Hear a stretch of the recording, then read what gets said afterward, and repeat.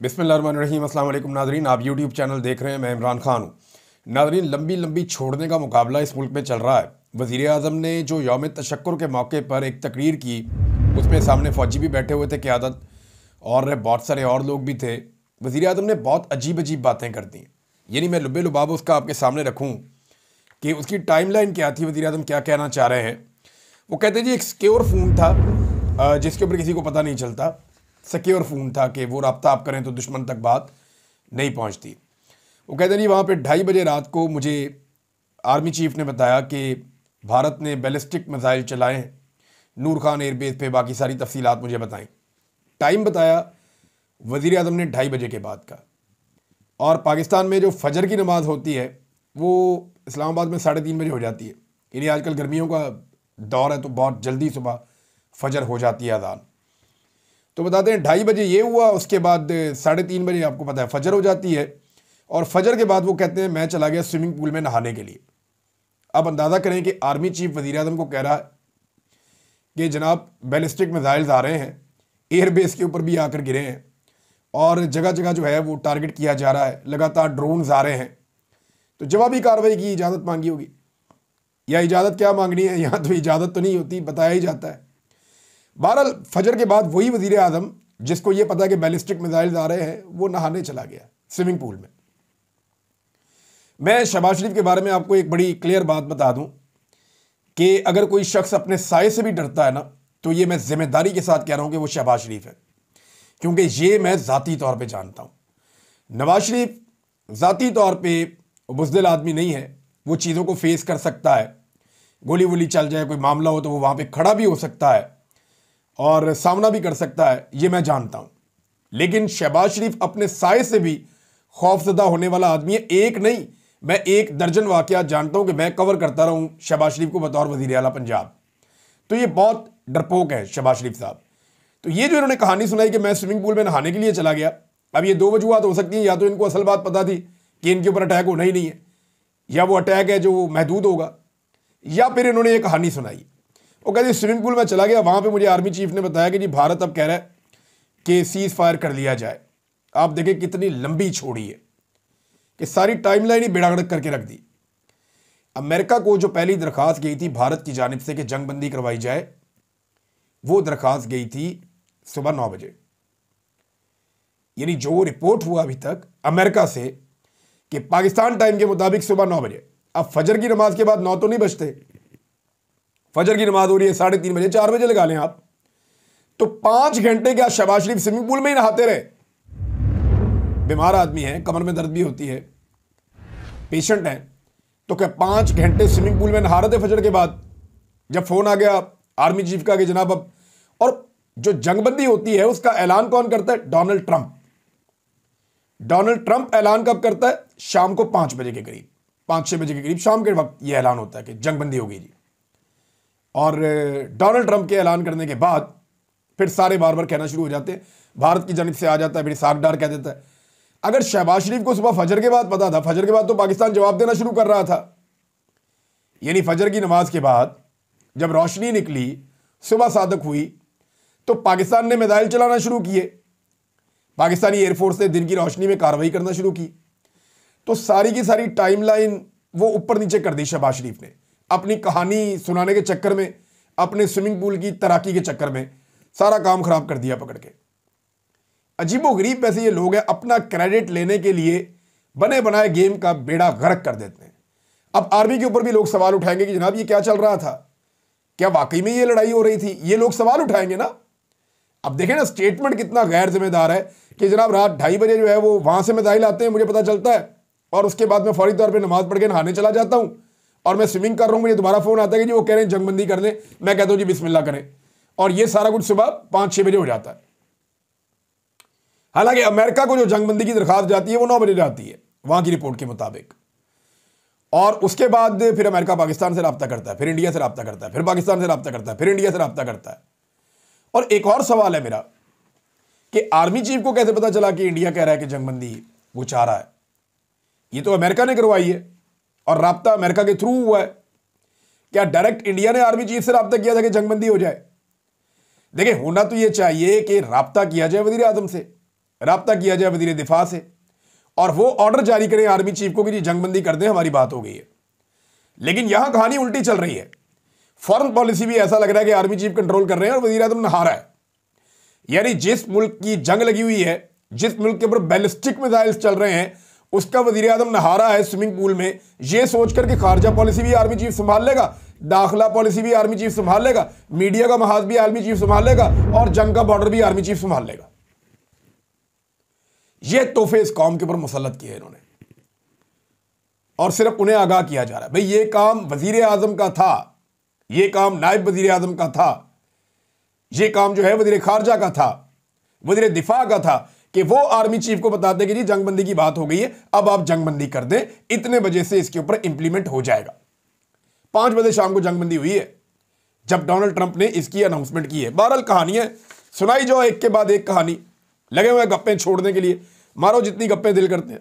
नाज़रीन, एक स्टोरी जो है वो इमरान खान साहब के हवाले से गर्दिश कर रही है, मैं आपको पहले भी बता रहा था और अब नजम सेठी साहब ने भी कहा। इससे पहले जो है जुबैर अली खान साहब ये खबर दे भी चुके हैं, मैं उसके ऊपर मुख्तलिफ इंटरव्यूज़ में डिस्कस भी कर चुका हूँ और आपके सामने ये सारी सिचुएशन है कि ये दावा किया जाता है कि इमरान खान साहब को मुबैना तौर पर एक शख्सियत जो गैर सियासी है, मैं बता देता हूँ आपको, एक्चुअली बहुत सारे लोग नाम लेने से भी घबरा रहे हैं, ये एक अस्करी शख्सियत है, बड़े रैंक का ऑफिसर है।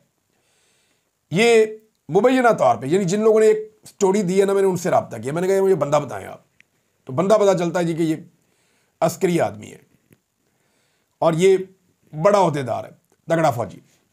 ये इमरान खान साहब से जाके जेल में मिला, इसने इमरान खान साहब को पूरी ब्रीफिंग दी जंग के ऊपर, जैसे वजीर आजम को ब्रीफिंग दी जाती है। नजम सेठी ने ये लफ्ज़ इस्तेमाल किए। अच्छा, मेरे पास डायरेक्ट इंफॉर्मेशन अभी तक नहीं है, ये जो 3-4 सहाफ़ियों ने ये बात की है वही बात मैं आपके सामने रखने वाला हूं। बहुत मुमकिन है इमरान खान साहब इसको डिनाई कर दें, बहुत मुमकिन है इमरान खान साहब कह दें कि जी मुल्क की खातिर मेरे पास कोई आया चल के तो मैं उसको इनकार नहीं कर सकता था। यह भी मैं आपको बता दूं, ये खबर इमरान खान का आपके सोर्सेज से नहीं निकली, ये खबर एस्टेब्लिशमेंट के सोर्सेज से निकली है। तो ये एस्टेब्लिशमेंट गई जाके इमरान खान साहब को ब्रीफिंग दी जंग के ऊपर कि जनाब हालात बहुत ख़राब हो गए, 6-7 तारीख की बात है, इंडिया जनाब अटैक कर रहा है पाकिस्तान के ऊपर और हमारे पास ये रिपोर्टें मौजूद हैं, ये सारा इंसिडेंट हुआ है, उसके बाद ये होने जा रहा है। तो जब खान साहब को सारा बताया कि जी सपोर्ट चाहिए इमरान खान से, तो इमरान खान ने कहा जी पाकिस्तान के लिए तो सपोर्ट है मुबैना तौर पे। और इमरान खान साहब ने पाकिस्तान को, जैसे कि पाकिस्तान तरीके इंसाफ ने भी दी, वो पाकिस्तान के दुश्मन थोड़ी हैं, वो बार बार कहते हैं मुल्क भी मेरा, फौज भी मेरी। तो उन्होंने इंडिया वाले मामले में पाकिस्तान को पूरी सपोर्ट दी जो मांगने के लिए वो बंदा गया था। अब देखें वक्त कैसा जालिम है, यही लोग दावा करते थे कि इमरान खान पे क्रॉस लग गया, आज यही लोग खबरें चला रहे हैं कि जनाब इमरान खान के पास हम गए थे, जाके उससे मदद मांगी थी, उसको जाके ब्रीफिंग दी थी और उसने मदद दे दी, उसका बहुत शुक्रिया। अंदाजा करें आप कि अगर अल्लाह रब्बुल इज़्ज़त किसी के ऊपर क्रॉस ना लगाए तो एक आर्मी चीफ नहीं 10 आर्मी चीफ मिलकर भी क्रॉस नहीं लगा सकते, एक एस्टेब्लिशमेंट क्या 1000 एस्टेब्लिशमेंट मिलकर भी क्रॉस नहीं लगा सकती। ये हमारे जो फौजी दोस्त हैं ये हमें कहते थे, आईएसआई के ऑफिसर्स, मिलिट्री इंटेलिजेंस के ऑफिसर्स, बाकी जो सियासी लोग हैं वो भी कहते थे कि इमरान खान पे जनाब क्रॉस लग गया। इमरान खान ने खुद कई दफ़ा कहा कि मैं आपको ये क्रॉस मिटा कर दिखाऊंगा और अल्लाह ने उसका बोल बाला कर दिया। अल्लाह ताला ने जो बोला उसने, अल्लाह ताला ने उसकी बात ऊपर कर दी और ये खुद चल कर गए, जाकर उसको ब्रीफिंग दी मुबैना तौर पे, जो भी खबरें आ रही हैं और ये एस्टेब्लिशमेंट के सोर्सेज से आ रही हैं। इमरान खान साहब ने इनके बारे में कुछ नहीं कहा, ना वो तस्दीक कर चुके अभी तक, ना वो तरदीद कर चुके अभी तक, बल्कि ये मामला उनके सामने रखा ही नहीं गया। जब रखा जाएगा तब पता चलेगा कि वो इसके बारे में क्या कहते हैं। बहरहाल मैं आपको ये बता दूं कि इमरान खान साहब को डील ऑफर पहली दफा नहीं की गई। इसी में यह भी कहा गया कि इमरान खान साहब की रिहाई हो जाएगी, तो खान साहब ने कहा जी मुझे कोई डील नहीं चाहिए, जो अदालतें मुझे जबरदस्ती अंदर रख रही हैं वहां मुझे इंसाफ मिल जाए, अदालतें इंसाफ करें, मैं तो खुद ही बाहर आ जाऊंगा, मेरा तो केस ही 2 नंबर है जो आपने मेरे पे बनाए हुए हैं। उनकी बहन भी कहती है ना, वकील भी कहते हैं कि आधे घंटे का काम है इमरान खान के बाहर आने का, सिर्फ अदालतें इंसाफ दे दें, आधे घंटे में खान साहब का फैसला हो जाएगा, वो जेल से बाहर आ जाएंगे। अब ये ऑफर पहली दफा इमरान खान साहब के सामने नहीं गई और ना पहली मरतबा इमरान खान साहब से कुछ मांगा गया है। इमरान खान साहब को बार बार यह कहा जाता है कि आप कोई गुंजाइश पैदा करें, पाकिस्तान से बाहर जाने का भी कहा गया, उन्हें यह भी कहा गया कि आप कुछ अरसा खामोश रह लें, आप आ जाएं बाहर, हाउस अरेस्ट होने का भी कहा गया, बड़े ऑप्शन दिए गए, इमरान खान माने नहीं। उन्होंने कोई डील चाहिए ही नहीं। जहां डेडलॉक है ना, ये खबर अभी भी बहुत सारे लोग दे रहे हैं और इसके ऊपर बात कर रहे हैं। शायद मित्तला साहब ने भी ये बात की और भी लोग ये बात कर रहे हैं कि इमरान खान साहब कहते हैं कि मैंडेट वापस करो। अवाम ने 8 फरवरी 2024 को हमें वोट डाला था, हमारा मैंडेट हमें वापस कर दो। अब अगर मैंडेट वापस होता है तो पूरी की पूरी एस्टेब्लिशमेंट, पूरा का पूरा इलेक्शन कमीशन, बहुत सारे ब्यूरोक्रेट, ये सारे टांगे जाएंगे। वजह यह है कि आरओज ने जाली फॉर्म 47 जारी किए हुए, सारे फंस जाएंगे। बेशुमार ब्यूरोक्रेट है, सारे के सारे फंस जाएंगे। इलेक्शन कमीशन फंस जाएगा, सियासी जमातें फंस जाएंगी, पाकिस्तान की एस्टेब्लिशमेंट भी फंस जाएगी, अदलिया भी फंस जाएगी।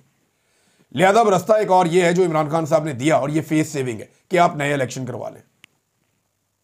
अब ये इमरान खान का कॉन्फिडेंस है कि ठीक है, इन्होंने साल सवा साल अपनी मर्जी कर ली, 1.5 साल इन्होंने मौजें कर ली, दोबारा इलेक्शन कराओ, मैं फिर लड़ता हूं इलेक्शन करवाओ इस मुल्क के अंदर।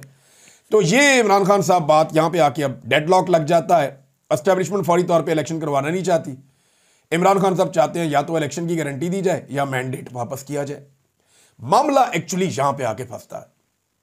लेकिन एक चीज और मैं आपको बता देता हूं कि जब तक आर्मी चीफ की एक्सटेंशन का टाइम पूरा नहीं हो जाता, एक्सटेंशन मीन्स के उनके 3 साल पूरे हो रहे हैं 29 नवंबर को, जब तक कि 29 नवंबर नहीं आ जाती तब तक इस मुल्क में कोई बड़ा इवेंट नहीं होगा। और एक और चीज, तब तक कोशिश की जाएगी कि पाकिस्तान तहरीक इंसाफ की जो मखसूस नशिस्तें हैं वो पाकिस्तान तहरीक इंसाफ को वापस ना मिले। उसका रीजन है कि पाकिस्तान तहरीक इंसाफ को अगर मखसूस नशिस्तें मिल जाती हैं तो तहरीक इंसाफ इस काबिल हो जाएगी कि वो पीपल्स पार्टी के साथ मिलकर आर्मी चीफ की मुद्दत मुलाजमत को 5 साल से वापस 3 साल कर दे। तो पीपल्स पार्टी के कोर्ट में बॉल फेंकना नहीं चाहती एस्टेब्लिशमेंट।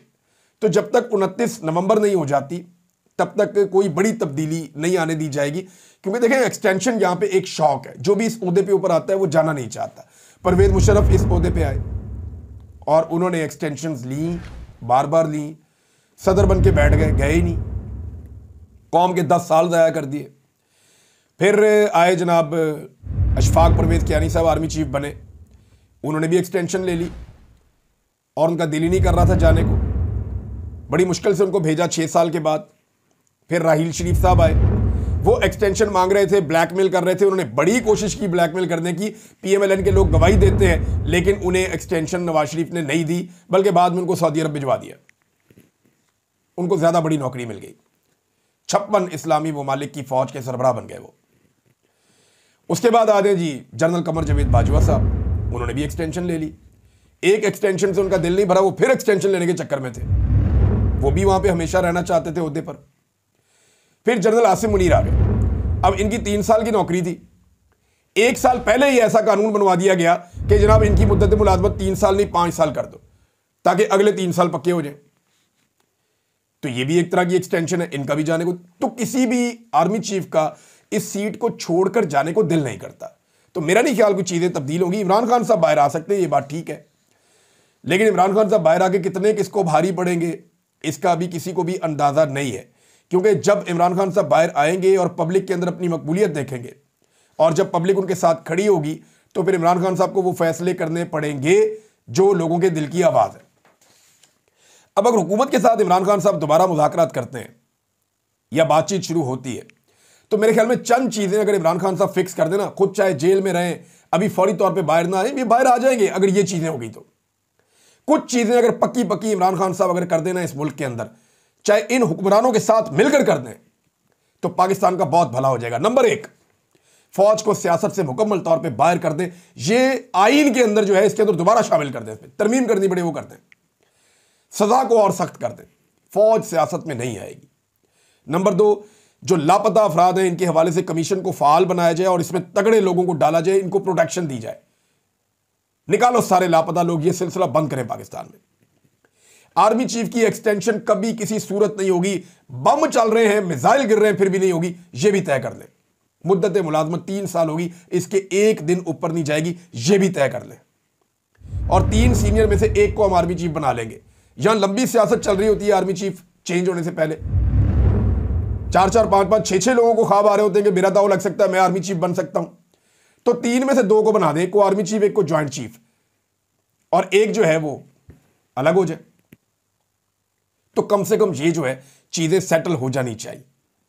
एजेंसियों की मुदाखलत मुकम्मल तौर पे सियासत में और सियासी मामलात में जीरो करनी चाहिए।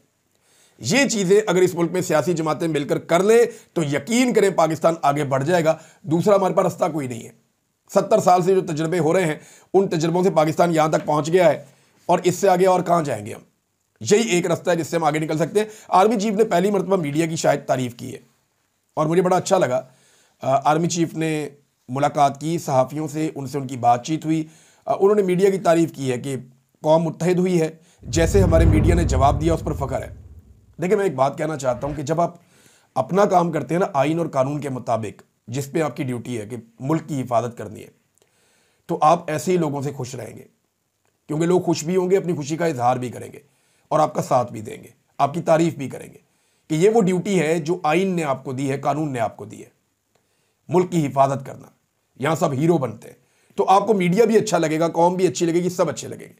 लेकिन जब आइन टूटेगा, जब आप पार्टनर बन जाएंगे हुकूमत के अंदर, जुल्म जबर और फस्तायत चलेगा, लाकानूनियत चलेगी, मैंडेट का एहतराम नहीं होगा, जब बंद कमरों में फैसले होंगे, जब एस्टेब्लिशमेंट अपनी मुट्ठी में ले लेगी लोगों की राय को, तो उस वक्त फिर मीडिया भी बुरा लगेगा, सोशल मीडिया भी बुरा लगेगा, कौम भी बुरी लगेगी, सारा कुछ बुरा ही लगेगा, क्योंकि लोग तब तनकीद करेंगे। तो ये एक टेस्ट है जिसमें पाकिस्तानी पास हुए हैं और अब पाकिस्तान की एस्टेब्लिशमेंट को भी इसमें पास होना चाहिए। नाज़रीन, एक बड़ी खबर है और ये खबर मैं आपके सामने रखना चाहता हूँ कि जिस वक्त भारत ने पाकिस्तान पर हमला किया हुआ था और जंग जैसी कैफियत चल रही थी, उस वक्त एक बड़ी खबर आई है और ये खबर आई है बरतानिया से। BBC पश्तो ने यह खबर दी है। उन्होंने दावा किया कि नायब वजीर दाखिला अफगानिस्तान के जो हैं, इनका नाम है मुल्ला इब्राहिम सदर, इन्होंने भारत का खुफिया दौरा किया था। यानी आज तालिबान की हुकूमत के साथ भारत के ताल्लुकात क्या ज़्यादा बेहतर है पाकिस्तान की निस्बत? ये मुल्ला इब्राहिम सदर कौन है, ज़रा याद कीजिएगा। मैंने 2020-21 में इनके ऊपर एक वीलॉग किया था और मैंने बताया था कि ये एक ऐसा आदमी है जिसने अमेरिका को नचा कर रख दिया। ये एक ऐसा कमांडो है जिससे शिकस्त बर्दाश्त नहीं हो रही थी। अमेरिका इनको ढूंढ ढूंढ कर थक गया, इनाम इनके ऊपर रखा, बड़ी कोशिश की, मुल्ला इब्राहिम सदर काबू नहीं आया और इसने अमेरिका को इतना नुकसान पहुंचाया कि शायद किसी और कमांडर ने इतना नुकसान नहीं पहुंचाया था। ये पाकिस्तान में भी रहा अपनी ज़िंदगी के इब्तदाई अयाम में। पाकिस्तान में इन्होंने और उनके ख़ानदान ने बड़ी लंबी ज़िंदगी गुजारी है और इस वक्त ये नायब वज़ीर दाखिला है। उस वक्त ये नायब वज़ीर दिफा थे मुल्ला उमर के टाइम पे, और इन्होंने अमेरिका को 20 साल तक तिगनी का नाच नचाया। अब ये शख्स जो है वॉर के हवाले से एक बहुत ज़बरदस्त हिकमत अमली बनाने वाला शख्स है। ये भारत का खुफिया दौरा करता है उस वक्त जब पाकिस्तान और भारत में लड़ाई चल रही है। पाकिस्तान को इन चीज़ों पे गौर करना पड़ेगा। हमें अपने हमसायों के साथ अपने ताल्लुकात का ना सिर्फ असर नो जायज़ा लेना पड़ेगा अगर ये खबर ठीक है तो, क्योंकि ये खबर जो है ये बरतानवी इदारे ने दी है और BBC जो है वो ऐसे ही खबर नहीं देता। और BBC पश्तो ने यह क्लेम किया है कि ये खुफिया दौरा था और उन्होंने भारत का ये दौरा किया है। अब भारत इसमें क्या हासिल करना चाह रहा था या अफगानिस्तान उन्हें क्या दे सकता था, ये एक अलग सवाल है। तो हमें अफगानिस्तान के साथ अपने ताल्लुकात को बेहतर बनाना है। मुल्ला इब्राहिम सदर जो है वो पाकिस्तान में रहे हैं, पाकिस्तान में उन्होंने तालीम हासिल की है। इनका इंडिया के साथ कोई ऐसा रिलेशन नहीं होना चाहिए कि जब इंडिया पाकिस्तान की लड़ाई चल रही है तो ये इंडिया का जाकर खुफिया दौरा कर ले। पाकिस्तान को अपनी खारजा पॉलिसी में अफगानिस्तान को एक मरकजी हैसियत देते हुए उनके साथ अपने ताल्लुकात को उस जगह लेकर जाना चाहिए जहां इस वक्त इंडिया ले जाने की कोशिश कर रहा है। नाज़रीन, डोनाल्ड ट्रंप ने जो नया मनसूबा बनाया वो भी मैं आपके सामने रख देता हूं। ये बड़ा खौफनाक मनसूबा है। देखिए, गजा को लेकर डोनाल्ड ट्रंप के अब स्टेटमेंट्स आ रहे हैं जब वो मिडिल ईस्ट का दौरा कर रहे हैं। कभी वो कहते हैं ये बड़ा संगीन मामला है, कभी वो कहते हैं कि इसको फ़ौरन हल होना चाहिए, कभी वो कहते हैं यहाँ के बारे में उनके पास एक नया मनसूबा है, कभी वो कहते हैं कि जो है वो फ़लाँ मुल्क को तस्लीम करना चाहिए, इसराइल को, स्पेशली सऊदी अरब के बारे में उन्होंने ये कहा। ये उनकी ख्वाहिश है। लेकिन देखिए, अब जो डोनाल्ड ट्रंप ने मनसूबा दिया है वो बड़ा खौफनाक मनसूबा है। डोनाल्ड ट्रंप ने कहा कि फ़लस्तीनियों को लीबिया ले जाकर आबाद कर दिया जाए। क्या ये दुरुस्त होगा? और क्या ये ठीक खबर है कि लीबिया ले जाकर फ़लस्तीनियों को जो है वो आबाद कर दिया जाए? ये लगभग कोई 1800-2000 किलोमीटर का फ़िज़ाई रास्ता है। ये इतनी दूर है लीबिया, बीच में एक पूरा मुल्क पड़ता है और वो मुल्क क्रॉस करने के बाद फिर आप पहुंचते हैं लिबिया। लिबिया अफ्रीका का एक मुल्क है, वहाँ पे खुद खाना जंगी लगी हुई है। ट्रैवल एडवाइजरी है कि वहाँ पे आप टूरिस्ट हैं तो आप नहीं जा सकते, कारोबार करने के लिए आप नहीं जा सकते। अगवा होने का खतरा है, दहशतगर्दी का खतरा है, मुख्तलिफ ग्रुप एक दूसरे से लड़ रहे हैं और ट्रंप उठा के इतनी बड़ी आबादी को, मिलियंस के अंदर लोगों को पहुँचाना चाहते हैं जनाब लीबिया में, कि यहाँ से निकालो लीबिया ले जाओ। तो क्या ये फार्मूला काम करेगा? देखें, वो दुनिया के सबसे ताकतवर मुल्क का सदर है, उसके दिमाग में एक चीज़ चल रही है और रोज़ाना उसको फार्मूला दिए जा रहे हैं। तो यहाँ मुसलमानों को बताना पड़ेगा कि एक्चुअली इसका सलूशन उनके दिमाग में क्या है और ऐसा सलूशन सामने रखें दुनिया के जिसके ऊपर फिर इंप्लीमेंट हो। अब रोज़ाना की बुनियादों पर फ़लस्तीनी शहीद हो रहे हैं। 24 घंटे में 120 फ़लस्तीनी जो हैं वो शहीद हो गए। इसराइली बमबारी है, वो रुकने का नाम ही नहीं ले रही, लगातार बमबारी हो रही है। और डोनाल्ड ट्रंप को अजीब अजीब जो है वो तरीके आ रहे हैं कि अब ये कर दिया जाए, अब इन्हें लिबिया पहुंचा दिया जाए, यहाँ से एवेक्यूएशन कर दी जाए। ये फार्मूला मुझे नहीं लगता कि तारीख में कोई अच्छे अल्फाज में लिखा जाएगा। फ़लस्तीनियों का जो हक है जहाँ रहने का, जिस सरजमीन के वो मालिक हैं, वो हक उन्हें मिलना चाहिए। हर कानून की रूह से, आलमी कवानीन की रूह से उन्हें उनका हक दिया जाना चाहिए और कोई सलूशन जो है वो इंसानियत के खिलाफ होगा। अब तक के लिए इतना ही। अपना ख्याल रखिएगा, अपने इस चैनल का भी। अल्लाह हाफ़िज़।